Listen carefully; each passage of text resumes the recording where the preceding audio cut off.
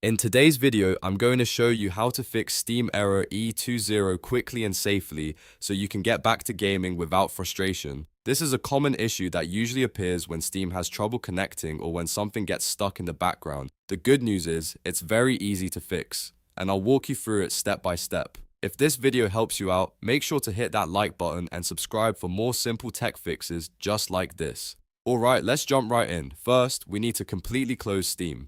Even if it looks closed, it often keeps running in the background. Press Ctrl, Shift, and Escape on your keyboard at the same time to open Task Manager. Once Task Manager opens, look through the list of running processes and find anything related to Steam, especially anything called steam.exe.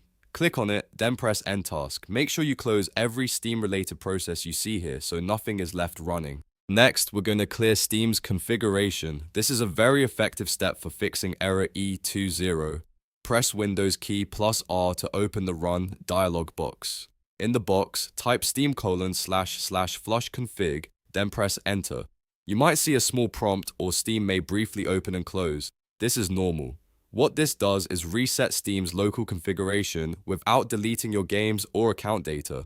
After that, Steam will attempt to restart. Let it do its thing, but don't log in just yet.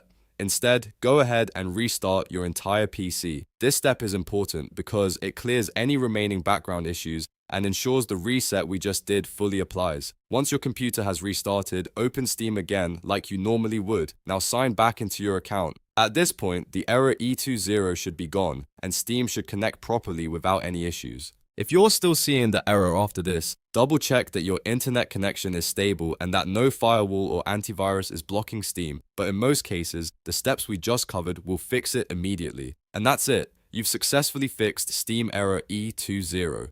If this guide helped you, don't forget to like the video and subscribe to the channel for more quick and easy tutorials. Thanks for watching, and I'll see you in the next one.